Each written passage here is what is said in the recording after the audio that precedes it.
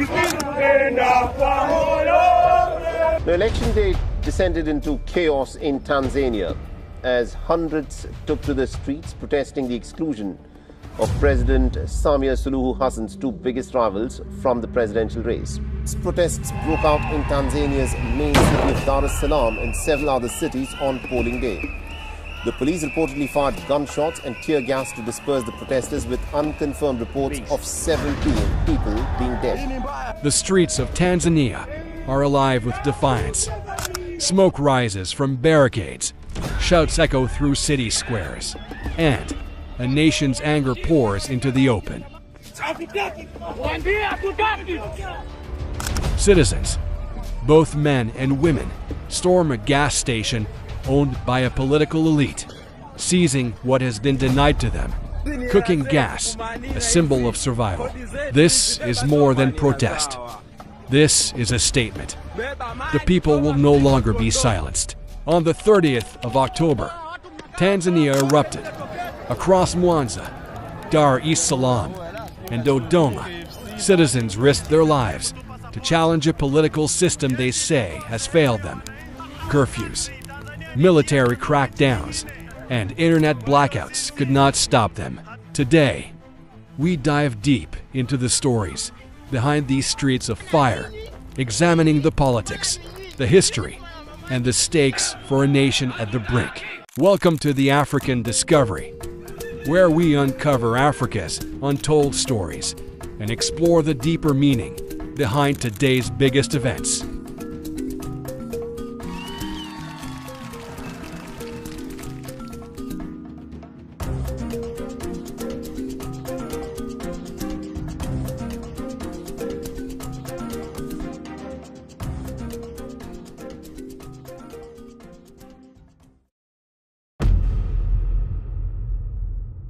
In Mwanza, on the shores of Lake Victoria, hundreds of protesters broke into a gas station owned by a Chama Cha Mapinduzi. Cylinders of blue gas, some full, some empty, were carried away by men and women alike. "These are our taxes," one protester shouted. "Take everything." Elsewhere,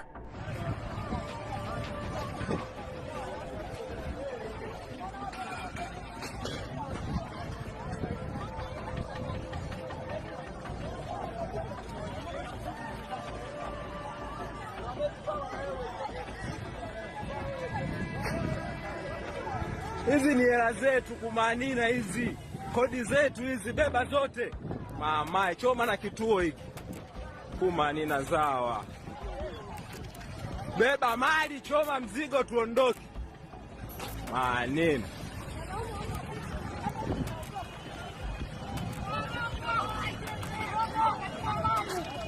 Kodi zetu hizi. roads were barricaded with burning tires, government posters torn down, and clashes erupted with police, who fired tear gas and live ammunition. Dar es Salaam's major streets were blocked. In northern Mwanza, gunfire echoed as people fled the chaos. Even across the border into Kenya, the unrest spilled over, leaving to dead in running battles with police. Amidst it all, citizens used walkie-talkie apps like Zello to coordinate a digital lifeline in a country where the internet had been disrupted to silence voices and control the narrative. To understand this moment, we must understand Tanzanian politics. Chama Cha Mapinduzi, the party of the revolution, has ruled Tanzania since independence. Its dominance has defined the nation's political landscape, shaping policies, institutions, and even daily life. Samia Suluhu Hassan, naapa kwamba nitakuwa mwaminifu kwa Jamhuri ya Muungano wa Tanzania. President Samia Suluhu Hassan, Tanzania's first female president, took office in 2021 after the sudden death of John Magufuli. Initially praised for easing repression, her government has since tightened control, restricting opposition, targeting critics, and limiting free speech. They have been using very repressive laws that are very vague, applying them differently to the opposition, to the citizens, to the journalists, just to keep them repressed. So with this human rights crisis, we are seeing silenced voices, we are seeing a repressed opposition, and we're seeing very little civic participation. Well, there are 16 other candidates. The main opposition leader has been in jail since April, facing treason charges, and also the presidential candidate of the third biggest party, ACT Wazalendo, has been disqualified from running. So basically, she is running unopposed. So that basically leaves, nobody else up there. The recent election sparked outrage. Tundu Lissu, the main opposition leader, was jailed on treason charges. Another contender, Luhaga Mpina of ACT Wazalendo, was disqualified on legal technicalities. 16 minor parties contested the vote, but none with substantial public support. When the Electoral Commission announced early results, Samia led with nearly 95%. In some regions, too many. It was proof of what they had feared, a rigged system designed to secure the ruling party's grip. What is at stake goes beyond politics. This is about trust, fairness, and the very soul of Tanzanian democracy. Citizens facing the weight of history and an unbroken chain of CCM dominance feel their voices silenced. Families and communities live under curfew, while hospitals overflow with the injured. Reports suggest over 30 protesters have been killed, with hundreds more wounded or detained. Business owners watch as streets burn and their livelihoods crumble. The internet blackout has made communication difficult, but also symbolic. Control of information has become a weapon used to isolate communities and prevent accountability. Yet, Tanzanians persist, fearless, defiant, determined to be seen and heard. We have finally made it, and we're ready to march forward. The president should get out of the way. We have been silent for so long. What have we been doing? National leaders describe the unrest as caused by bad characters who wish ill for this country. Military Chief Gen Jacob Mukunda justified the crackdown as a defense of property and order. Meanwhile, Amnesty International calls for restraint, condemning civilian and police deaths as deeply disturbing. Internationally, the European Union labeled the elections as fraudulent, a process manipulated over months. The U.S. Embassy warned travelers of disruptions. Kenya cautioned its citizens against crossing into the border town of Namanga, where businesses had come to a halt.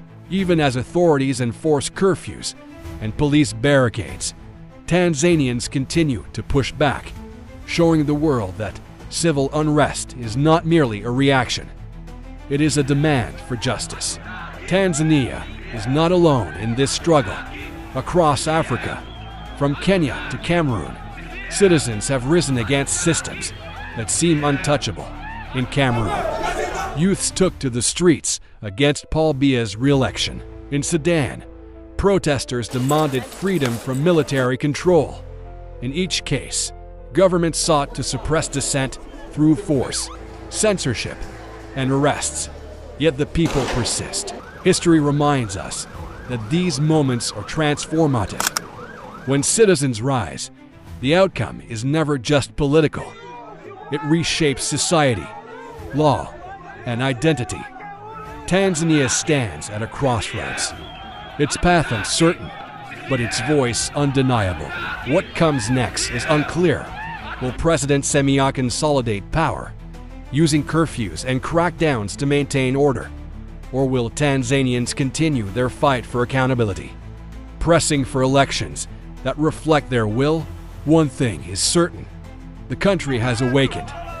The streets, once quiet, now echo with the rhythm of dissent.